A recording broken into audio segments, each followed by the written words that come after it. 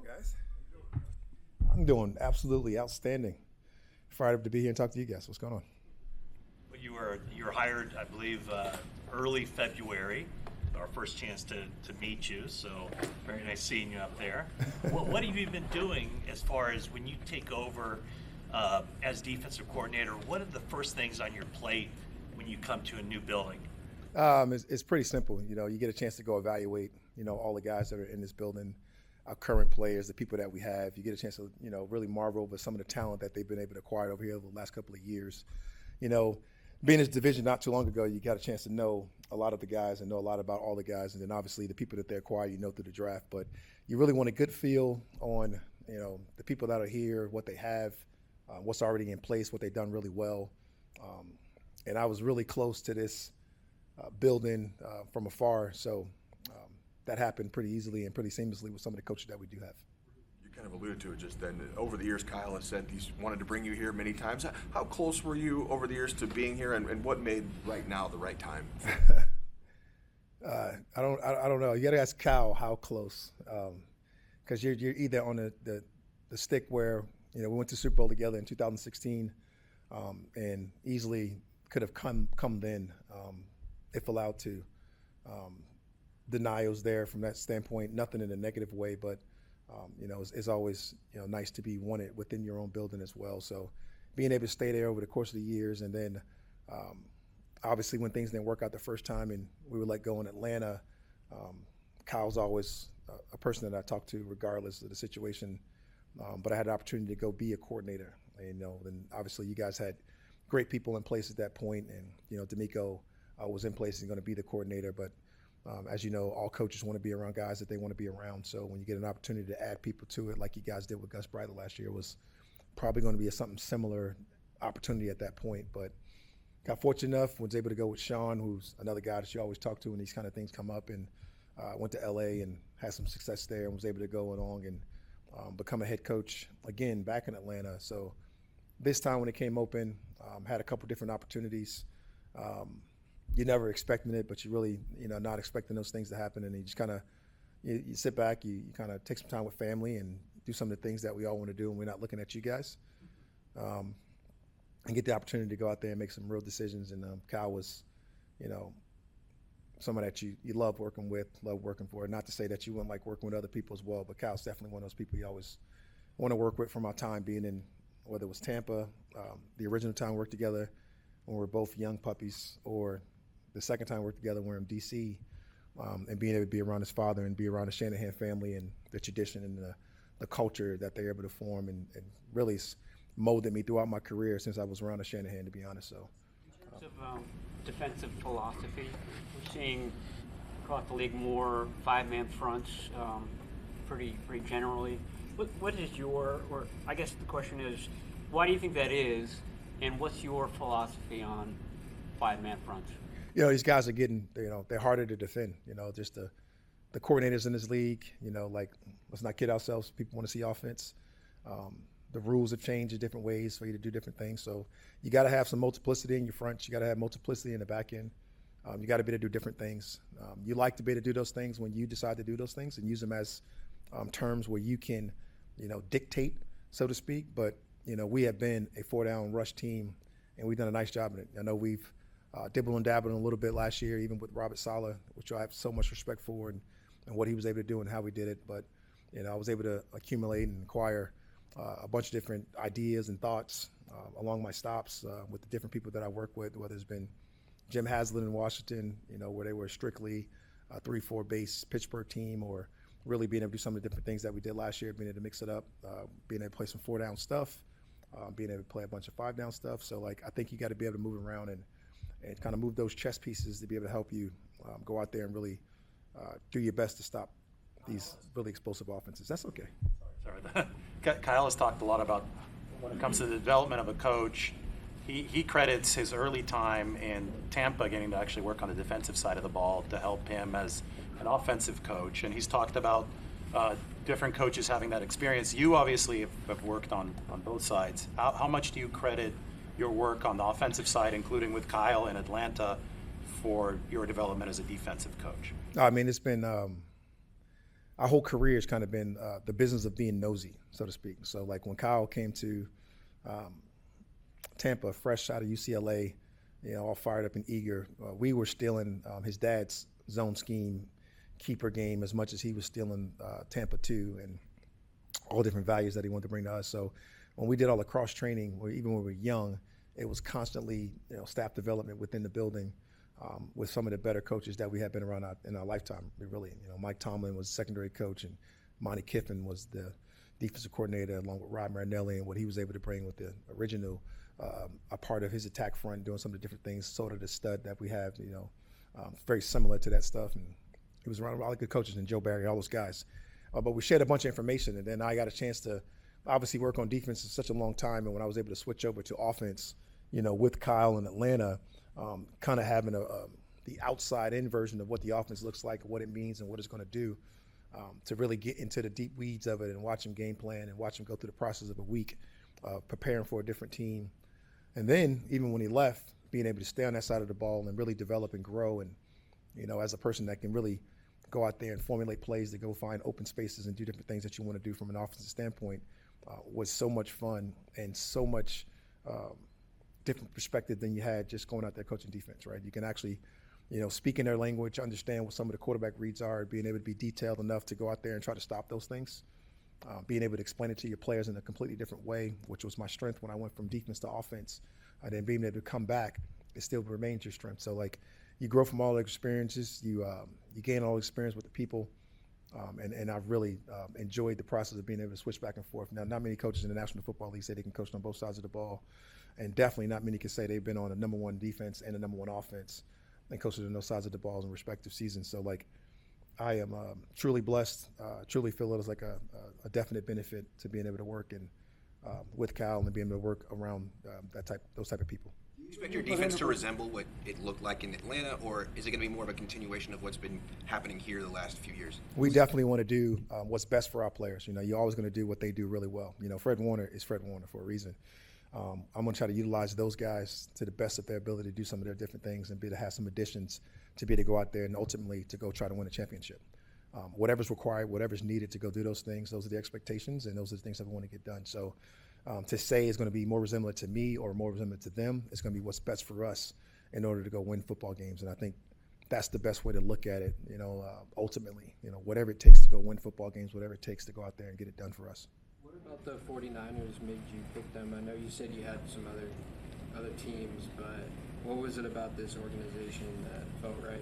Didn't know all about the organization before, knew more about Kyle, knew more about Lynch. Obviously, those are guys that I've been really close to just throughout the whole process of everything, right? Having the ability to coach Lynch when I was a very young football coach, being around that culture and what it meant, and then having a chance to be a coach with Kyle and being a coach with Kyle in multiple spots, and then have an opportunity to come out here. And then you get out here and you see what everything is like, what they've done together, how they built this thing to be able to run the draft, be able to run the process, be able to run the standard of play, being around these guys. And then, really competing against these guys, you get this healthy respect of just, you love to be a part of that. When you get a chance to go be a part of teams like that, which I've been fortunate enough to do in the past, it certainly made it like an easy choice for me, with all due respect to the people that I talked to, because like everybody that I talked to that actually called me, got so much respect for those people. But, Kyle was a great opportunity to come work here at the 49ers.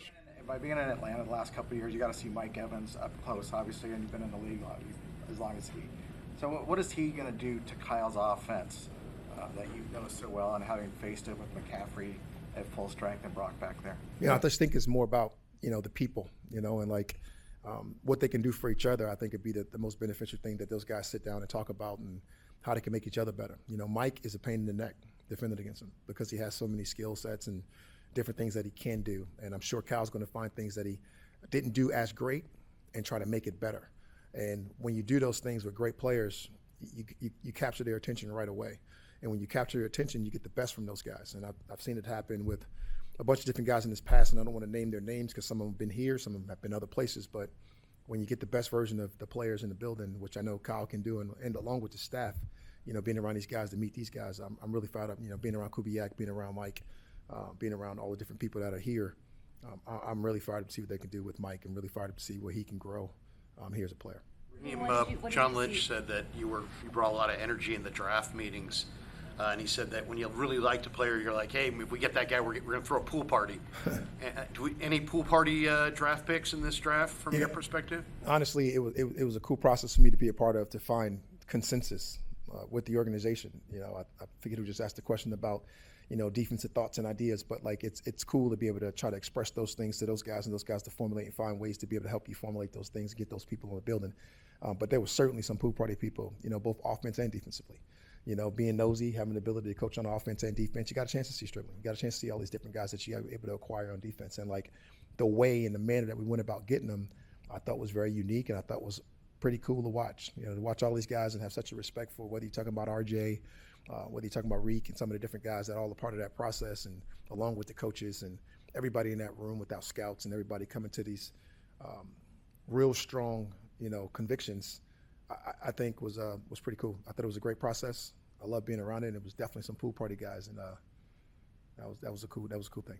About Romello. What did you see from Romello Height? I'll come back to Oh, that. she got it.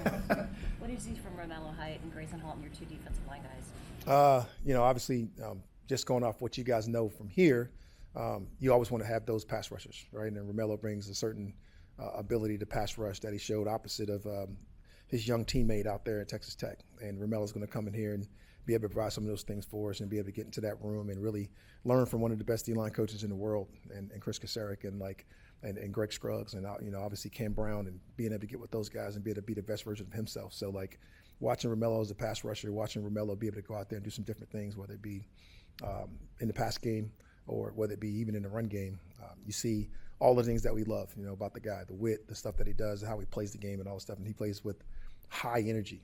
Probably one of the highest energy guys in the draft that we saw, and that I was at least able to evaluate. So extremely confident and fired up about that. And no different with Halton, right? He gives that same type of interior presence. Last year you guys went out and added big CJ, and you had a big AC, big time run stoppers, big time guys that can just get off the ball, disrupt, and do a bunch of different things. And you go out there and keep adding guys in those positions so you can get that constant roll. And to be able to get those guys to roll through that cause absolute disruption for everybody that we play against is something that you love. Raheem, I'm curious, when you and Kyle were in the Super Bowl versus the Patriots, you guys obviously came so close, and this organization has done this pretty much the same. Have you guys kind of had the chance to connect about that, and how eager are you guys? How eager are you guys to bring the Bay Area and the Niners to Super Bowl?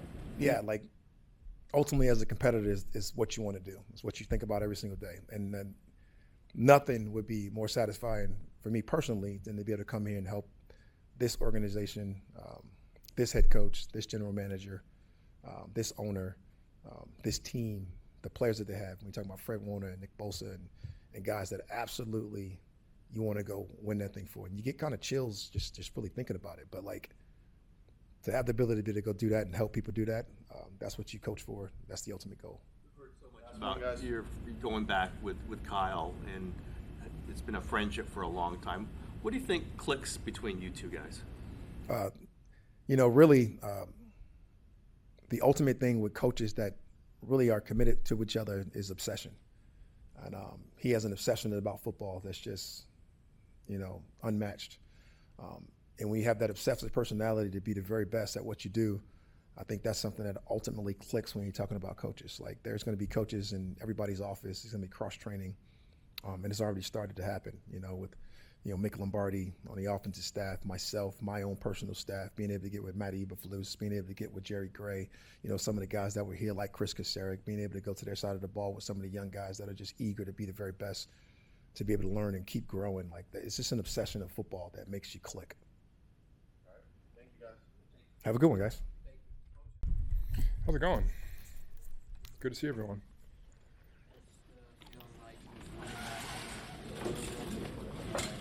Who's new here, but there's a level of excitement too. Sorry. Yep. I've been here the whole time, but yeah, it's been good to have the players back for sure. Always a new energy when those guys are back in the building, getting to see them every day, reminding us why we like them so much, and just getting to be around the guys brings us energy every day. And I'm excited for this phase 2, which starts next week, and then getting into our OTAs. It'll be good. your goals, or what do you try to accomplish when you get the rookies in here for the first time? It's a combination of things. I think one, you really want them to start digging into the installs, right, and the playbook a little bit, and they get in the meeting room with the coaches. So there's that part of it, the mental, getting them on the field and just kind of getting them adapted to the drills they're going to be doing, the way we practice, the way we work on the field. It's kind of I see it as kind of a 2-day orientation for, hey, you're here for a couple days, you're in the classroom, you're on the practice field, you know how we want to work, you know the standard. All right, and then they're here on Monday. They're out there on the field with the players, and they join the group. So it's kind of that dual purpose, and you want to see what they can do. You got all these tryout guys coming in, some of these free agents we signed. You kind of want to see how they look, and so just all those things. We're evaluating it all. So, Will any of your quarterbacks be on the field? Track. I believe Curtis is going to be out there. I'm not 100% sure, but I know Curtis is eligible to be in our minicamp. So yeah, he might be out there throwing. Did you find out that you guys had signed Mike Evans, and how do you plan on using him? How did I find out? Same way you guys did. Showed up on ESPN on that first day of free agency. We were ecstatic and fired up. Obviously, we had a plan. We evaluated him and had intentions to want to sign him, and we talked about it. And so, but just to get it done was incredible. How do we want to use him? I mean, he's a Hall of Fame wide receiver. You know, he's a one-on-one matchup that you can take advantage of when he's on the field, and he's got one-on-one coverage. You want to get the ball to Mike. You feel like he's going to win. He's about as competitive as they come. He's a guy who's going to win his matchups, and it's just really cool to have that alpha type of player out on the field at that position for us again. And we're going to use him the way he's been used his whole career, and hopefully get a few more things out of him too along the way as we get him in our program. So. It's an evolving process, but what is kind of your short-term vision for Stribling, and then maybe what the long-term view is where you'd like him to get? I mean, short-term, it's got to be you got to go day by day with anybody, any new player. You got to teach them the offense. You know, they got to learn everything from the ground up. You got to teach them how you see the position. You know, the fundamentals of playing wide receiver, and he's got to grow from the ground up. I mean, and I don't think any player starts above that. They got to start there, and so that's the first part, and just getting them acclimated to our playbook, our standard, our work ethic, and then our fundamentals. You know, and then I think long term, you know, I think you guys have kind of heard us talk about our vision for him. You know, he's a big, fast, powerful football player, and he can help our offense in so many ways with the ball in his hand as a route runner. Without the ball in his hand is a huge strength of his. The way he plays, his mindset, and so he's a complete football player, and those guys make your team better. So he's going to affect the game in a lot of ways. That's our vision for him as far as the long term for sure. What did you see in Kurtis work last year? What's the next step for him this offseason? Got to see him. I think it was a couple weeks. He was able to practice, and loved the arm talent. You know, he's a heck of a thrower. He's big. He's strong. He can stand in there and make every throw on the field. And we saw that from him when he was able to be on the field. Super bright guy, you know, absorbs our playbook, our offense really well. He hasn't missed a beat on that. And I'm excited to go see him out there and just put it all together and get reps with our guys and consistency and stack days and just see how he gets better. We have high hopes for him, but I'm just excited about him as a player. Kyle mentioned that Kalen Black was the number 2 running back on your board this year. What made you so excited about Kalen when you watched his tape? He's a guy who, you know, he kind of grew on us over time. The more we studied these backs and really stacked them all together, you saw a guy who got the most out of every run that he put on tape. I mean, when he touched the ball, he was maximizing every play, whether that be an explosive run where he was going through the line, or it was a run where it wasn't blocked very well and he was going to get you 4 or 5 yards. He's a really physical, tough runner. He's got good speed. You know, and to me, what I loved about watching him was when you saw their team, Indiana, get to the playoffs, he was one of the best players on the field. He was a big reason why they won the national championship. He had some huge games and some huge moments, and just a competitive dude. And so we're real excited about him. When you guys walked off the field against Seattle and you watched that film, what stood out to you, and have you guys added some players this offseason that maybe have improved you in those problem areas? I mean, there's a lot of things that didn't go well in that game, you know, as a team. I wouldn't just say offensively, but, you know, when you look at our games against them last year overall, you know, they're talented across the board defensively, but there's things you got to do to beat those guys. You got to run the ball better because they want to play their 2 shell defenses, and But you got to run the ball better. So we got to improve in that area, and whether we're adding players or we're improving our scheme, it starts with that. You got to win. You got to beat their corners. They have great corners that want to challenge you one-on-one. You got to get players who can win one-on-one matchups and who you can make plays to on the outside. I think we tried to address that and just add more depth and more talent at the receiver position. So, but all that's all said and done, you got to go out there and play better football and execute better. And so I'm not going to sit here and say we've solved all those problems. We got to get better as a team and compete better. So yeah. Another dribbling question that we've heard that you guys have him in his gold helmet guy, and that means a lot. What have you already picked that up from him just when he's been here, or over the process to get him here? And what does that mean to you? Yeah, you definitely pick it up when you're interacting with them in the draft process. When you're meeting with these guys and you're doing your interviews, those guys stand out. And just the way that they carry themselves, the way they communicate. Hank, our receiver coach, it stood out to him right away. This guy's different. This guy's a pro. This guy's all about the right things. And you get that feel for them when you get to know them in the draft process. I haven't gotten to be around him a lot yet. I will this weekend, and I will moving forward. And I'm sure those traits will come out, and that's, couldn't ask for anything more than that. But it's just a starting point. Now we got to go out there and play and grow as a player. So, but just getting to know the guy, those characteristics stand out. The offense. Back at last season, what were the themes that you are asking Brock to? It's different than the year before for sure, because he missed a lot of time, and so there's kind of some weird setbacks in his season that I think had to do with his injury. He came out, had an awesome camp, had an awesome first week, and then he has the injury, and then he comes back from the injury, and you could tell it took him a while to kind of get back to feeling 100%.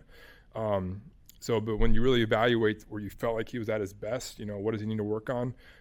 He's always got to strive to be better in the pocket, whether that's your footwork, your mechanics in the pocket, remaining a passer in situations where you can make a play down the field. And then things we're always striving for with him is understanding defense better, accuracy, all those things. So but I think Brock, as we're really watching these cut-ups, he's really striving to be a better, stronger player in the pocket, and we're going to work on those things this offseason. What position do you start Carver Willis, the offensive lineman? What position will you start him? What's the biggest challenge for him moving from tackle in the college ranks to inside? I think we'll probably start him at guard. Probably the left to start now, just the way our depth chart is, where we need bodies. But we'll see. The biggest transition is probably just, at guard, there's always more moving parts. We always talk about that, and guards got to worry about, different techniques, different alignments on them, just a little bit more to think about playing guard.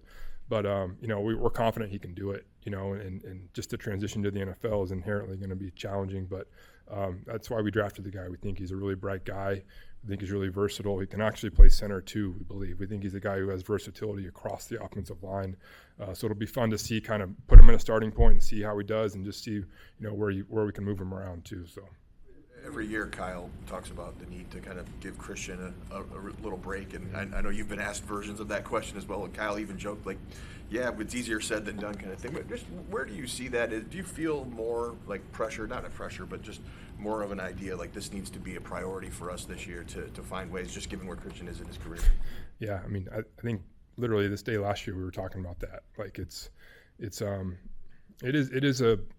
is challenging, because you're talking about a player who does not want to come off the field, but when you look around the league and you study great backs and you study guys who affect the game like he does, those guys do come out of the game. Those guys do, they do get a blow sometimes, and whether it's a drive or a couple plays in a series, and it helps those players. And Christian knows that, and we got to do a better job as coaches. We got to do a better job at times of getting a better rotation.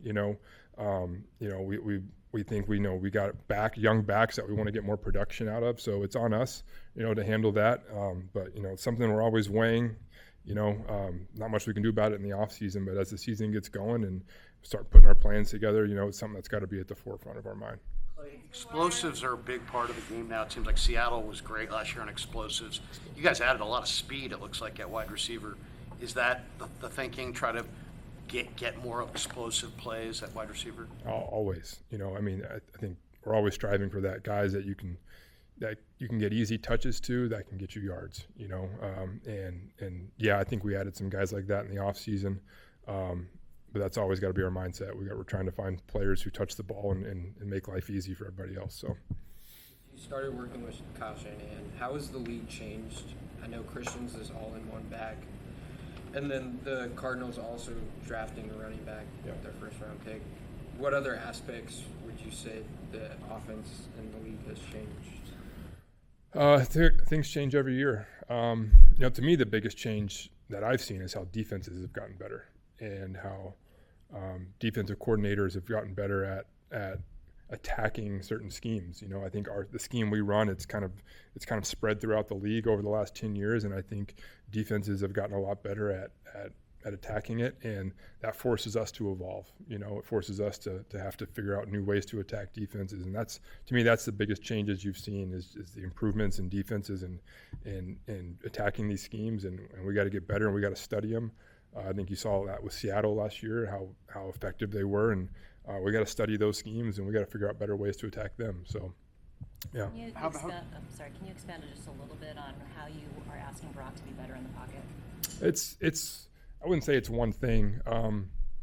You look at plays where, okay, Brock's a really athletic guy. He can make plays with his feet, but are you missing an opportunity to make a better play down the field? Maybe because you decided to run, or you moved a certain way and you missed a guy down the field. So it's just working on pocket movement, working on ways you can move in the pocket to find throwing lanes, and being more consistent in that area. What are you looking to see? What are you looking to see out of the tight ends while George recovers these next few months? Yeah, just continuing to see those guys develop. Luke and Jake, and then Braden, and we got Hayden in the building now too. And then we got the guy as the free agent from Penn State. Just want to see all those guys get reps. Jake, we want to continue to see grow as he's done the past few years. But you don't get a lot of work in the run game, but those guys are going to get a lot of pass reps and see him grow in the pass game. So, appreciate it, guys. How's it going? You added Boomeister as a rookie punter to compete with your veteran punter. How do you see that competition evolving this summer? Well, I'm excited about it. Let those two guys battle it out. You have a veteran guy that's been in the league a while and is a very athletic guy. And interestingly enough, like when he was coming out, I was trying to get him as a free agent. So I had a previous relationship with the guy, with Waitman, and he's a super good guy. Got a real powerful leg. Athletic guy. And then Boomeister, was through all our tape studies, went and worked him out and everything like that. Did a heck of a job for us. I've known his coach for a long time, and trust what he tells me as well. And we really liked him in our interviews and everything like that. And I think it's going to be a great competition moving forward. Having both a lefty and a righty help evaluate returners for sure, because the ball spins different, right? So I think it's really, really going to help. And, I think whoever the dust settles with at that position, it'll be a great experience for those returners to have to catch those balls like that for sure. In that position, we all saw how effective Sky was last year. You don't have him. Who would be the leading candidates? Would it be Cowing, maybe? Well, I think that there's a handful of guys, and certainly in the mix, and guys that have done it before. So it's going to be interesting to see. You have a handful of guys that kick return, a handful of guys that can do both. You have a handful of guys that only punt return. So it'll be interesting to see how it shakes out. The good thing is where we're at with our time right now, that we have time to figure that out. We'll throw them in the preseason game, see how it goes, and then we'll go from there. So we got Cowing. This time coming in without not having to worry about the kicker situation per se, because not only is Eddie back, but he's signed to a long-term deal where it's not every kick is do or die. Yeah, obviously, when Eddie came in, Eddie, I had a previous relationship, obviously, with him. I always had a great relationship with him, and he came in and did a hell of a job last year. And, the teammates gravitated towards him, and he proved his worth, and he got rewarded for it, and I'm happy as hell for him and his family. And he did a great job for us last year. And yes, it is a relief to have a proven guy that I have been to battle with, obviously, and I trust, and this team trusts. And I think that's going to be a big thing moving forward for sure. Theme with him in terms of why some of the PATs went askew, and he made every field goal attempt except the crossbar in Indy. So why was the PATs an issue? I don't know if that was necessarily an issue or not. I think that Eddie. He steps up, and the great part about him is he doesn't think, and honestly, like, he steps up and he goes with the mindset that he's going to make every single kick, and obviously he did that a great percentage of the time last year, and hopefully he continues to do that in the future, right? Mentioned a handful of people in the punt return game. Cowling, Bergen, is Christian Kirk one of those? Who else would you consider? Sure. I mean, all those guys, Kirk and Pearsall and all those guys. There's a couple of the free agent guys that we have in here have done it before. So there's a big group of guys there that we're going to put back there, and hopefully we can get them all reps in the preseason and see who shakes out. That's going to be a really good competition, that returner spot this year. Kick returner, what kind of skill set are you looking for at that kick return spot? Well, it all depends on who it shakes out to be, right? So you have more of the guys that break tackles and are vertical guys, or it depends on what scheme we're running, what returner we have. If it's a smaller, faster guy, then you have to run different schemes with those kind of guys. So it all depends on who shakes out and who's it going to be. Like I said, there's in each of those positions in the punt returner spot and the kick returner spot, there's 5 or 6, 7 guys in each of those spots. They're going to battle that out, and we'll see how it shakes out. It seemed clear last year that Gifford and Neal really kind of took over a leadership role on the coverage units. Were there younger guys that began to emerge throughout the season that you're sort of excited to see sort of move into those leadership positions? Well, I think that anytime you have guys like Gifford and Neal that can come in and set the tone for your whole group, it's been awesome. But all those young guys that got to play, especially late, I thought they did a really good job. Siegel did a heck of a job for us. Martin started coming along there towards the end. And I think that, we got a new group of young kids coming in that we're excited about. So that are long and they're fast and everything like that. So it's going to be interesting to see how that all shakes out as well. The good thing is, like I said, it's, the core group of our entire group last year in the first year of a system, I thought they did a hell of a job buying into our standard, creating a standard here. Did we finish the way we wanted to finish? Absolutely not. But I thought they did overall a really good job, and we're really excited about the new guys that we added, and we got to be more physical. We got to get, I think we got to tackle better. But certainly the depth of what we have now and the year of experience will help us, I think. Ask about Duggar, whether he kind of caught your eye as someone who could potentially, be Sure, if you're that big and that long and that fast, you certainly should be able to help us, that's for sure. And he's a great kid from what I understand, and very sharp too, so that'll really help us. One of the better special teamers last year in the college football playoffs was Kamara, blocked the punt against Miami in the national championship game. Have you seen him as a special teamer? What do you think? I think all those like DN kind of transfers over. Are they going to be a linebacker? Are they going to be a DN? Certainly, specifically with these kickoff rules that we have, right? It's turned into more of a two-hand kind of deal, and those bigger guys are really valuable now, and it never used to be that way. Kamara, there's a bunch of guys in the mix with that too as well. The Robert Beal kind of bodies, right? The bigger, taller guys, the DNs that really help guys on teams, and we're looking forward to having all those guys for sure. Pro kick's a bunch of guys in the league. What have you seen from that group in particular? I'm sorry, I didn't Pro hear. kick, the Australian. Oh, yeah, that's. I think that all those Australian guys, obviously, they're super talented guy. They've got, it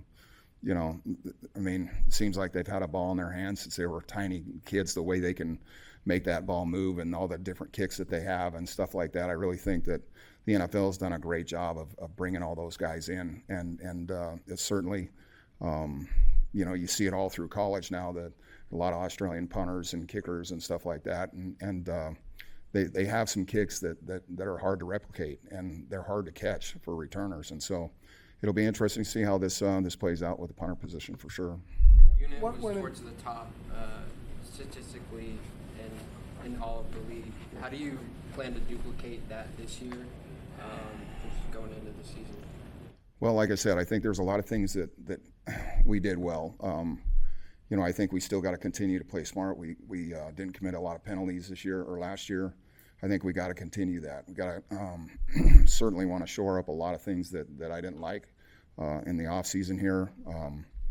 And I think that there's a lot overall of like, I wouldn't say that I'm unhappy with last year at all.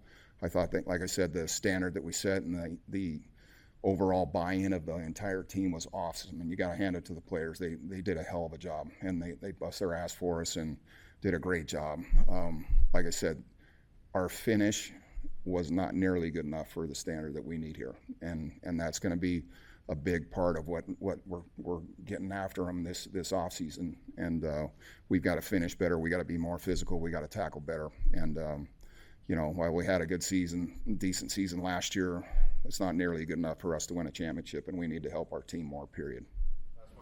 What went into the decision not to bring back Morstead? Well, I think that number one, that obviously I have a relationship with Thomas. There is not a human being that I respect more than Thomas Morstead as a player and as a friend and as a man. I think that part of that it's part of the business, right? And we're excited as hell about the two guys that we have. But you're always trying to get guys in to compete and everything like that. And there's a lot of stuff that goes into that as well, the contractual sides and stuff like that. So I think Timo's still got a bunch in him. I really do. I think he'll play some more. And but we're really super excited about the two guys we have, and we'll see how it shakes out. Thanks, guys.